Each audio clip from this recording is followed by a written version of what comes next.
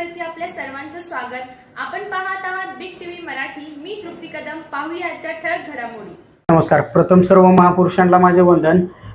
गेली 8 दिवस झालं जे आपले येळवी गावामध्ये झेंड्याच्या कट्ट्यावरून जो काही वाद चालू आहे किंवा जे आपल्याला शासनाकडून प्रशासनाकडून जे आपल्या लोकांना किंवा आपल्या त्या झेंड्याबद्दल वेठीशी धरलं जाते, ह्या गोष्टीचा कुठेतरी आज येऊन विराम लागला असं म्हणता येईल। कारण त्याच्या पाठीमागचं असं आहे की प्रांत अधिकारी असतील, तहसील असतील, बीडीओ असतील, डीवायएसपी असतील, पीएसआय असतील किंवा क्लार्क, त्याच्यानंतर क्लार्क म्हणतो तलाठी, ग्रामसेवक, ही जी लोक आहेत ह्यांच्याकडून आम्हाला असं म्हणजे संदेश आलाय की आपण बसूया आणि त्याच्यातून काहीतरी मार्ग काढूया। प्रांतांचं असं म्हणणं आहे की तुम्ही या बैठक तरी लावूया, आपण चर्चा करूया, चर्चेतनं काहीतरी मार्ग काढूया असं प्रांतांचं सांगणं असल्यामुळं आम्ही जो काही उद्याचा जत बंद व मोर्चा पुकारला होता तो आम्ही रद्द केला आणि उद्याच्याला आम्ही ह्या सगळ्या अधिकाऱ्यांसोबत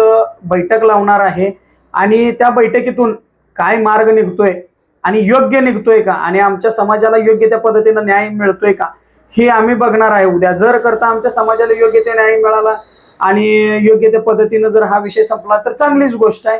जर करता आमच्या समाजावरती अन्याय होणार असेल एवढं सगळं करून तर आम्ही इथून पुढं आंदोलन, मोर्चे किंवा जत बंद, रस्ता रोको ही तर करतच राहणार आहे। पण याच्या व्यतिरिक्त शासनानं प्रशासनानं आम्हाला टोकाची भूमिका घ्यावी, असं टोकाची आम्ही भूमिका घ्यावं असं काही आम्हाला त्यांनी करायला लावू नये। मी रितसर जे निवेदन दिलं होतं आम्ही आज त्याच्यामध्ये स्पष्टपणे टिप दिलेली आहे की तुम्ही जर आमच्यावरती असा अन्याय करणार असशीला जाणीवपूर्वक तर आम्ही आत्मदहन सुद्धा करू असं स्पष्टपणे त्याच्यामध्ये उल्लेख केलेला आहे आम्ही। त्यांनी सांगतात की जागा ही शासनाची आहे। अहो तसं जर बघायला गेलं तर सगळीच जागा शासनाची आहे। तुम्ही प्रत्येक गोष्टीचं कर का घेता? मग प्रॉपर्टी आमच्या आहेत ना, मग शेत, जमीन, जागा, प्लॉट, घर, दार, दुकान ही जे आहेत, तुम्ही घरपट्टी, पाणीपट्टी, अहो तुम्ही फक्त श्वास घ्यायचं तेवढंच आमच्याकडनं कर घेत नाही, तो पण घ्यायला चालू केलाय पण लोकांच्या लक्षात येत नाही, अन्यथा कुठला कर उकळत नाही तुम्ही आमच्याकडनं। सगळंच सरकारी आहे की हो, मग तुम्ही असं कसं म्हणू शकताय की ही जागा सरकारी आहे ती जागा सरकारी नाही? असं नका तुम्ही करू। सगळ्या जागा सरकारी आहेत आणि सगळ्या जागा मालकीच्या आहेत। उगीच काहीतरी आम्हाला म्हणजे कुठला तरी एक गुलदस्त्यात घालायचा प्रकार तुम्ही करू नका। आम्हाला काय असेल ते योग्य न्याय द्या। आम्हाला तुमच्याकडून हीच अपेक्षा आहे। आम्हाला काय कुणाला जाणीवपूर्वक त्रास देणे किंवा आम्हाला काय असं आंदोलन, मोर्चे, रस्ता रोको, बंद वगैरे पुकारायला आम्हालाही त्याच्यामध्ये काही म्हणजे फायदा होणार नाही आहे। पण आम्हाला ती तुम्ही करायला लावा लागला, ही करायला लावू नका हीच आम्ही तुमच्याकडे अपेक्षा ठेवतो। आणि आम्ही उद्याच्या मीटिंगसाठी जाणार आहे, त्यामुळे उद्याचा जो काही रस्ता म्हणजे मोर्चा आणि जत बंद आहे तो आम्ही थांबवतोय आणि रद्द करतोय। धन्यवाद। येळवी तालुका जत येथे झेंड्याच्या कट्ट्यावरून वाद निर्माण झालेला होता, त्यामुळे गेल्या 2 दिवसापूर्वी आम्ही रस्ता रोको आंदोलन केलं आणि त्याच ठिकाणी आमच्या पदाधिकाऱ्यांनी जत बंद व मोर्चाची हाक दिलेली होती।